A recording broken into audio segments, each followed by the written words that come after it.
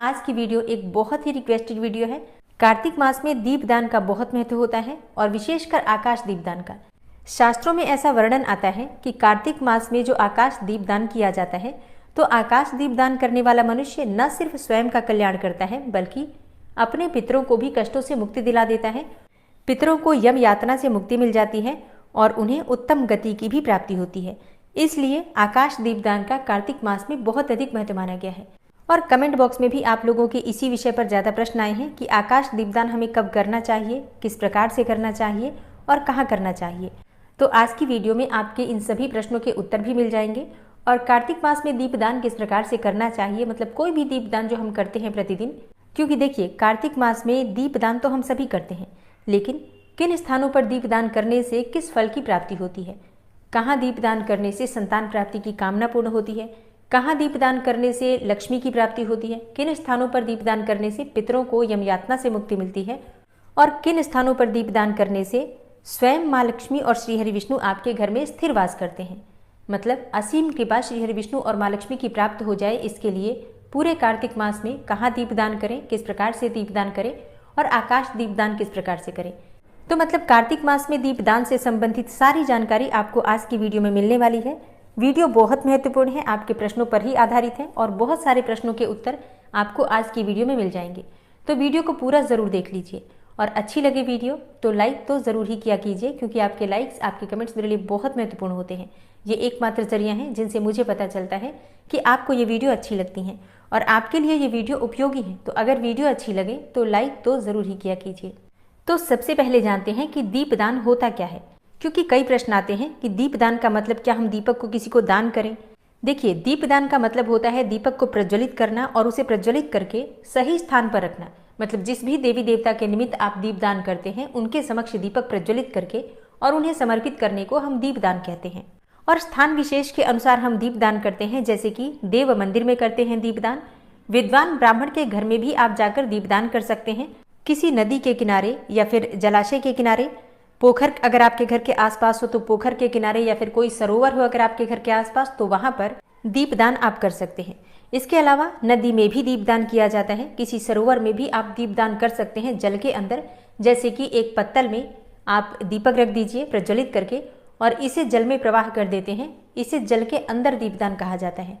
इसके अलावा दुर्गम स्थानों पर दीपदान करने का अत्यंत श्रेष्ठ महत्व माना गया है। दुर्गम स्थान मतलब कोई ऐसी जगह जहाँ पर लोगों का आवागमन कम होता हो, या फिर खतरनाक जगह जैसे कई होती हैं जहाँ पहाड़ी है या फिर जंगल है। ऐसे स्थानों पर अगर आप दीपदान करते हैं तो कोई व्यक्ति या फिर कोई भी जीव जो आने जाने वाले हैं उनको प्रकाश मिलता है और उनको मदद मिलती है। तो इसलिए दुर्गम स्थानों पर दीपदान किया जाता है। इसके अलावा खाली स्थान जैसे कि मैदान हो खुला, वहाँ पर दीपदान करते हैं अगर आप, तो इसे भी श्रेष्ठ माना जाता है। और आकाश दीपदान यानी कि खुले स्थान पर जो हम दीपदान करते हैं पितरों के निमित्त या फिर देवताओं के निमित्त, उसे आकाश दीपदान कहा जाता है। और इसके अलावा देव वृक्षों के पास भी दीपदान किया जाता है, और ये तो आप जानते ही हैं, तुलसी के पास, पीपल के पास, बरगद के वृक्ष के पास, आंवले के पौधे के पास या आंवले के वृक्ष के पास, कोई भी बिल्व वृक्ष अगर आपके घर के आसपास हो तो वहाँ पर दीपदान करना। नीम के वृक्ष के नीचे भी आप दीपदान कर सकते हैं, मतलब कोई भी देव वृक्ष उसके नीचे भी दीपदान अगर आप करते हैं तो इसे भी श्रेष्ठ माना जाता है। अब बात करें कि कार्तिक मास में दीपदान हमें कब कब करना चाहिए। तो देखिए, वैसे तो पूरे कार्तिक मास में ही हम दीपदान करते हैं। शरद पूर्णिमा से प्रारंभ करके कार्तिक मास की पूर्णिमा तक प्रतिदिन दीपदान करना चाहिए। मतलब जो भी स्थान आपके लिए सुलभ हो ऐसे स्थानों पर आप दीपदान कर सकते हैं। लेकिन अगर आप प्रतिदिन दीपदान नहीं कर पाते हैं किसी भी कारणवश, तो ऐसे में जो कार्तिक मास में मुख्य तिथियां होती हैं, पर्व जो त्योहार होते हैं, उन दिनों में आपको दीपदान जरूर करना चाहिए। तो इसमें जैसे कि करवा चौथ हो जाती है, संकष्टी चतुर्थी, कार्तिक मास की अष्टमी तिथि जिसे अहोई अष्टमी कहा जाता है। इसके अलावा प्रदोष का व्रत यानी कि त्रयोदशी तिथि, चतुर्दशी तिथि, मतलब धनतेरस से लेकर और भाई दूज तक जो 5 दिनों का पंचपर्व कहा जाता है, इन दिनों में विशेष रूप से आपको दीपदान करना चाहिए। इसके अलावा एकादशी, दोनों एकादशी दोनों पक्षों की, मतलब रमा एकादशी और इसके साथ ही देव उठनी एकादशी, इस दिन आप दीपदान कर सकते हैं। और दोनों पक्षों के प्रदोष के व्रत यानी कि त्रयोदशी तिथि, और दोनों ही पक्षों की मतलब शुक्ल पक्ष और कृष्ण पक्ष दोनों पक्ष की चतुर्दशी तिथि, ये भी दीपदान के लिए अत्यंत श्रेष्ठ मानी जाती है। आंवला नवमी, इस दिन आप दीपदान कर सकते हैं। शुक्ल पक्ष की षष्ठी तिथि जिसे छठ व्रत कहा जाता है, इस दिन भी आप दीपदान कर सकते हैं। और इसके अलावा विशेष रूप से महत्वपूर्ण होती है पूर्णिमा तिथि। कार्तिक मास की पूर्णिमा के दिन आप दीपदान कर सकते हैं। और कार्तिक मास की शुक्ल पक्ष की एकादशी से प्रारंभ होकर और पूर्णिमा तिथि तक 5 दिनों का जो भीष्म पंचक आता है, इसमें भी आप अगर दीपदान करते हैं तो भी आपको जो भी शुभ फल होता है कार्तिक मास का वो प्राप्त होता है। मतलब देखिए, अपनी सुविधा के अनुसार देखिए, प्रयास कीजिए आप प्रतिदिन दीपदान करें। प्रतिदिन नहीं कर पाते हैं, व्यस्तता है किसी भी कारणवश, तो मुख्य जो तिथियां हैं इनमें आप दीपदान करने का प्रयास कीजिए। कार्तिक मास में दीपदान की महिमा का वर्णन करते हुए पद्म पुराण में उत्तरखंड में स्वयं महादेव जी ने कार्तिकेय भगवान को दीपावली और कार्तिक कृष्ण पक्ष के 5 दिनों में, मतलब रमा एकादशी से दीपावली तक, ये 5 दिन होते हैं जिसमें अगर आप दीपदान करते हैं तो बहुत श्रेष्ठ फल प्राप्त होता है। और हाँ, बहुत से भक्त हैं जो कि रमा एकादशी से और दीपावली तक 5 दिनों तक अखंड दीप भी प्रज्वलित करते हैं। और इसी प्रकार से शुक्ल पक्ष में जो भीष्म पंचक आता है, यानी एकादशी से पूर्णिमा तक, इसमें भी अखंड दीप प्रज्वलित किया जाता है। तो देखिए, और ऐसा कहा जाता है कि जो इन 5 दिनों में अखंड दीप दान करते हैं उनकी समस्त प्रकार की कामनाएं पूर्ण हो जाती हैं। धन समृद्धि, संतान, सौभाग्य, विवाह, मतलब जिस भी प्रकार का भौतिक सुख आप चाहते हैं, समस्त प्रकार के भौतिक सुखों की प्राप्ति तो हो ही जाती है। इसके अलावा भगवान श्री हरि विष्णु की असीम कृपा आपको प्राप्त होती है, जिससे कि आपके पितरों को यम यातना से मुक्ति मिल जाती है। और जो भक्त स्वयं दीपदान कर रहे हैं, फिर उन्हें तो भगवान श्री हरि विष्णु की कृपा से समस्त प्रकार के सुखों की भी प्राप्ति होती है और मरणोपरांत वैकुंठ लोक की भी प्राप्ति होती है। तो 5 दिन शुक्ल पक्ष के, 5 दिन कृष्ण पक्ष के अखंड दीपदान आप चाहें तो कर सकते हैं। अब दीपदान कैसे करना है आपको देखिए, आपको क्या करना है, आपको एक मिट्टी का या फिर किसी भी धातु का दीपक लेना है। आप चाहें तो आटे का दीपक भी बना सकते हैं और उस दीपक में आपको बाती डालनी है। आप चाहें तो लंबी बाती डाल सकते हैं या फिर गोल बाती का भी प्रयोग कर सकते हैं, कोई समस्या नहीं है। अब हमें उसमें तिल का तेल या फिर शुद्ध घी डालना है और फिर इसे प्रज्वलित करके अपने इष्ट देवता को या फिर जिस भी देवता के निमित्त आप दीपदान कर रहे हैं उन्हें समर्पित कर देना है। इसके लिए दीपक प्रज्वलित करने के बाद आप सबसे पहले 5 बार या फिर 7 बार उस देवी देवता के पास, जैसे हम आरती करते हैं उसी प्रकार से गोल गोल घुमा लीजिए क्लॉकवाइज, और फिर उनके पास आपको रख देना है। अब दीपक को कभी भी सीधा जमीन पर नहीं रखा जाता है, तो दीपक के नीचे आपको थोड़ा सा चावल या फिर थोड़ा गेहूं या फिर सप्त धान्य जरूर रखना है। खाली जमीन पर, मतलब सीधे जमीन पर कभी भी दीपक नहीं रखना चाहिए, इससे दोष लगता है।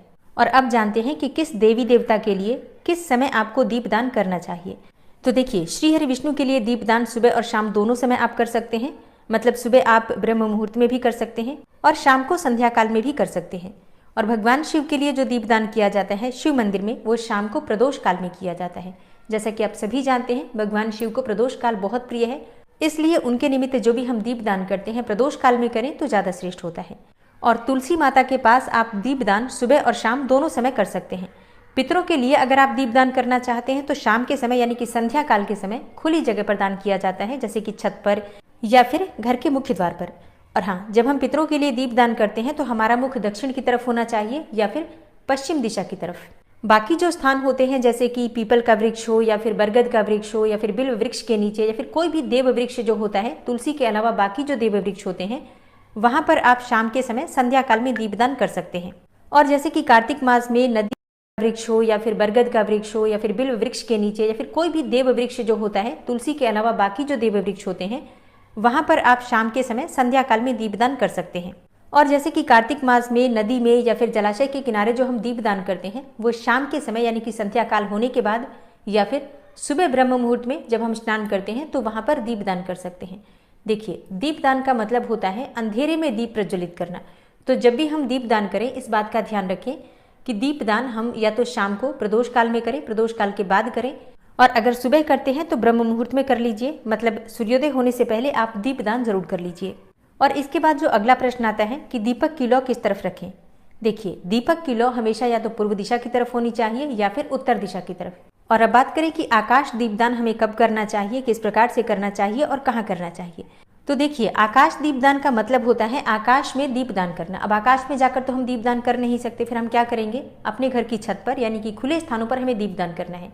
तो या तो अपने घर की छत पर आप दीपदान करेंगे या फिर जो घर के बाहर कहीं कोई खुला मैदान हो तो वहां पर भी जाकर आप दीपदान करते हैं अगर, तो उसे भी आकाश दीपदान कहा जाता है। मतलब बिल्कुल खुले स्थान में जहां पर खुला आकाश आपको दिखाई दे, वहां पर हम आकाश दीपदान करते हैं।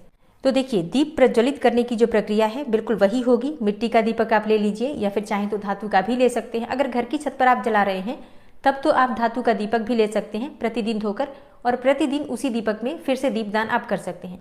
लेकिन दीपक आपको प्रतिदिन धोना जरूर है, गंदे दीपक में आपको दीपदान नहीं करना है। अगर आप मिट्टी का दीपक ले रहे हैं तब आपको प्रतिदिन नया दीपक लेना पड़ेगा। तो वैसे तो बाती भी हम कोई भी प्रयोग कर सकते हैं, गोल या फिर लंबी, लेकिन आकाश दीपदान में अगर गोल बाती का प्रयोग किया जाए, जैसे कि जो ऊपर की तरफ लौ उठी होती है उस बाती का प्रयोग आप करते हैं, तो वो ज़्यादा श्रेष्ठ होता है। बाकी अगर आप लंबी बाती का भी प्रयोग करते हैं तो ये गलत नहीं होगा, ये भी ठीक रहेगा। शुद्ध घी या फिर तिल तेल किसी भी चीज़ का आप प्रयोग कर सकते हैं। और हाँ, दीपदान आप सुबह भी कर सकते हैं, मतलब ब्रह्म मुहूर्त में दीपदान कर सकते हैं, या फिर शाम के समय संध्या काल होने के बाद कर सकते हैं दीपदान। दीपदान करते समय आपको ध्यान रखना है, सबसे पहले तो आप शुद्ध अवस्था में हो, या तो आप हाथ पाँव मुँह धोकर वस्त्र बदल लीजिए या फिर स्नान कर लीजिए। जैसे कि शाम को कार्तिक मास में स्नान करने के बाद ही हम पूजा कर रहे हैं, तो स्नान कर लीजिए, फिर सारी पूजा एक साथ ही संपन्न हो जाती है। जहाँ भी आपको दीपदान करना हो या फिर घर में जो हम पूजा करते हैं सब एक साथ ही एक एक करके हम कर लेते हैं। शुद्ध होना आवश्यक है, इस बात का ध्यान रखिए। फिर जिस भी स्थान पर आप दीपदान कर रहे हैं, मतलब आकाश दीपदान आप चाहे अपने घर की छत पर कर रहे हो या फिर आसपास कोई खुला मैदान हो वहाँ कर रहे हो या फिर पार्क में कर रहे हो, आप दीपक अपने साथ लेकर जाएंगे, प्रज्वलित वहीं जाकर करना है हमें। घर से सिर्फ आप दीपक अपना तैयार कर लीजिए, घी डाल दीजिए, बाती डाल दीजिए और लेकर चले जाइए छत पर या फिर खुले स्थानों में, और ऊपर की तरफ आकाश देवता को प्रणाम करके और फिर आपको दीपक प्रज्वलित करना है। अब देखिए, आकाश दीपदान जो हम करते हैं इसका फल इसलिए इतना अधिक बताया गया है क्योंकि सभी देवी देवताओं का वास भी आकाश में माना गया है, पितरों का वास भी आकाश में ही माना गया है। तो देवी देवता और पितर सभी प्रसन्न हो जाते हैं आकाश दीपदान करने से। इसलिए जब हम आकाश में दीपदान करते हैं, आकाश दीपदान करते हैं, तो दीपदान करते समय सबका ध्यान करते हैं। तो आकाश दीपदान करते समय आप 2 ऐसे मंत्र हैं जिनका उच्चारण कर सकते हैं, जैसे कि जो पहले मैंने मंत्र बोला, दामोदराय विश्वाय विश्वरूपधराय च नमस्कृत्वाम प्रदास्यामि व्योमदीपम हरिप्रियम। एक और मंत्र आता है, नमः पितृभ्यः प्रेतेभ्यो नमो धर्माय विष्णवे नमो यमाय रुद्राय कांतारपतये नमः। आप चाहें तो दोनों मंत्र बोलते हुए 2 आकाश दीपदान कर सकते हैं, एक पितरों के लिए, एक देवताओं के लिए, या फिर एक ही दीपदान कीजिए और सबका स्मरण कर लीजिए। कोई भी एक श्लोक आप बोल सकते हैं, जरूरी नहीं आप दोनों बोलें, कोई भी एक श्लोक बोल सकते हैं। और अगर आप श्लोक नहीं भी बोल पाते हैं तब भी सभी देवी देवताओं का ध्यान कर लीजिए, अपने पितरों का ध्यान कर लीजिए और फिर आप दीपदान कीजिए कि सबकी प्रसन्नता के लिए, श्री हरि विष्णु की प्रसन्नता के लिए, नारायण की प्रसन्नता के लिए मैं ये दीपदान कर रहा हूँ या कर रही हूँ। इस प्रकार से संकल्प रूप से आप दीपदान कर सकते हैं। आप चाहें तो शरद पूर्णिमा से, जैसे कि प्रारंभ हुई है शरद पूर्णिमा हैं, और अगर आप श्लोक नहीं भी बोल पाते हैं तब भी सभी देवी देवताओं का ध्यान कर लीजिए, अपने पितरों का ध्यान कर लीजिए और फिर आप दीपदान कीजिए कि सबकी प्रसन्नता के लिए, श्री हरि विष्णु की प्रसन्नता के लिए, नारायण की प्रसन्नता के लिए मैं ये दीपदान कर रहा हूँ या कर रही हूँ। इस प्रकार से संकल्प रूप से आप दीपदान कर सकते हैं। आप चाहें तो शरद पूर्णिमा से, जैसे कि प्रारंभ हुई है शरद पूर्णिमा, तब से लेकर कार्तिक पूर्णिमा तक प्रतिदिन आकाश दीपदान कर सकते हैं, या फिर अगर आपने अब तक नहीं किया है दीपदान तो आज से भी प्रारंभ कर सकते हैं और प्रतिदिन दीपदान कर सकते हैं। मान लीजिए कि आप हर रोज दीपदान नहीं कर पाते हैं, समय नहीं मिलता है आपको, तो जो भी मुख्य तिथियां मैंने आपको बताई हैं वीडियो में, उन दिनों में आप दीपदान कर सकते हैं। और हाँ, जब भी आप दीपदान करते हैं तो दीपक के नीचे आपको थोड़ा सा चावल या फिर कोई भी अन्न जरूर रखना है। चाहे आप पार्क में जाकर भी दीपदान कर रहे हैं या फिर खुले मैदान में भी दीपदान करने जा रहे हैं, तो अपने साथ थोड़ा सा चावल या फिर गेहूं ले लीजिए या फिर सप्तधान्य ले लीजिए और दीपक प्रज्वलित करने से पहले थोड़ा सा अनाज रख दीजिए जमीन पर और वहीं पर आपको दीपदान करना है। मंदिर जा रहे हैं तब भी आपको ये कार्य जरूर करना है। सीधे जमीन पर दीपक नहीं रखना है, इस बात का आपको बिल्कुल ध्यान रखना है। और अब जानते हैं कि किन स्थानों पर दीपदान करने से आपको किस फल की प्राप्ति होती है। देखिए, अगर आप किसी मंदिर में, नदी के किनारे या फिर सड़क पर आप दीपदान करते हैं या फिर अपने सोने के कमरे में दीपदान करते हैं तो उससे सर्वतोमुखी लक्ष्मी प्राप्त होती है। मतलब हर तरफ से आपको लक्ष्मी की कृपा प्राप्त होती है और हर प्रकार की लक्ष्मी आपको प्राप्त होती है, जैसे कि अष्टलक्ष्मी जिसे कहा जाता है, धन लक्ष्मी, संतान लक्ष्मी, गज लक्ष्मी, आदि लक्ष्मी। इस प्रकार से 8 प्रकार की लक्ष्मी होती है। हर प्रकार की लक्ष्मी आपको प्राप्त हो जाती है इन स्थानों पर अगर आप दीपदान करते हैं तो। और हाँ, जैसे कि मैंने बताया आपको कि सोने के कमरे में आप दीपदान कर सकते हैं, तो जी हाँ, बिल्कुल सोने के कमरे में दीपदान करने का वर्णन हमारे शास्त्रों में आता है और सुबह और शाम दोनों समय आप अपने सोने के कमरों में या फिर बच्चों के सोने के कमरों में भी दीपदान कर सकते हैं। शास्त्रों के अनुसार जो मनुष्य मंदिर में दीपदान करता है वह विष्णु लोक को जाता है। जो कीट और कांटों से भरी हुई दुर्गम एवं ऊंची नीची भूमि पर दीपदान करता है वह कभी भी नरक में नहीं पड़ता। महादेव की प्रसन्नता के लिए जो मनुष्य शिव मंदिर में प्रदोष काल में दीपदान करता है, ऐसा मनुष्य कुबेर के समान धनवान होता है और उसको शिवलोक की प्राप्ति होती है। शास्त्रों में ऐसा कहा गया है कि दीपदान करने वाला पुरुष परलोक में दिव्य नेत्र प्राप्त करता है। और दीप दान करने वाले मनुष्य निश्चय ही पूर्ण चंद्रमा के समान कांतिमान होते हैं। ऐसा कहा गया है कि जितने पलकों के झपकने तक दीपक जलता है, उतने वर्षों तक दीप दान करने वाला मनुष्य रूपवान और बलवान बना रहता है और उतने वर्षों तक उसे स्वर्ग लोक की प्राप्ति होती है। तो दीप दान करने का महत्व हमारे शास्त्रों में इतना अधिक बताया गया है कि ये कार्य तो सबको जरूर करना चाहिए। अब जैसे कि कुछ लोगों के प्रश्न आते हैं कि हम अपने घर में तुलसी के पास जो दीपक प्रज्वलित करते हैं घर की छत पर, क्या इसे दीपदान कहा जाएगा? नहीं। देखिए, तुलसी के पास जो हम दीपदान करते हैं वो तुलसी के निमित्त कर रहे हैं, लेकिन अगर आप आकाश दीपदान करना चाहते हैं तो उसके लिए आपको अलग से दीपक लेना होगा, फिर आकाश देवता को समर्पित करना होगा उस दीपदान को। इस प्रकार से आप आकाश दीपदान अपने घर की छत पर कर सकते हैं। तुलसी के लिए अलग, आंवले के लिए अलग कर सकते हैं, श्री हरि विष्णु और भगवान शिव के लिए या फिर पितरों के लिए भी अलग अलग आकाश दीपदान आप कर सकते हैं। तो दोस्तों, ये है आज की वीडियो जिसमें दीपदान से संबंधित संपूर्ण जानकारी मैंने आपसे शेयर की है। उम्मीद करती हूँ आपके सभी प्रश्नों के उत्तर इसी वीडियो से मिल जाएंगे। लेकिन इसके अलावा भी अगर आपका कोई प्रश्न हो तो कमेंट बॉक्स में ज़रूर लिख दीजिए। और हाँ, अगर आपको आज की वीडियो अच्छी लगी हो, थोड़ी सी भी आपके लिए हेल्पफुल हो, तो वीडियो को लाइक ज़रूर कीजिए और शेयर भी ज़रूर कीजिए इसे ज़्यादा से ज़्यादा, ताकि दूसरे लोग भी कार्तिक मास में दीपदान कर पाएँ। और अगर आप चैनल पर पहली बार आए हैं, अभी तक आपने चैनल को सब्सक्राइब नहीं किया है, तो आज की वीडियो अगर आपको अच्छी लगे तो चैनल को सब्सक्राइब करके बेल आइकन को जरूर प्रेस कर लीजिए। इससे ये होगा कि इस चैनल पर जो भी नई वीडियो अपलोड होंगी उनकी नोटिफिकेशन आपको बिल्कुल सही समय पर प्राप्त हो जाएगी। मिलती हूँ मैं आपसे अगली वीडियो में, तब तक के लिए जय श्री राधे।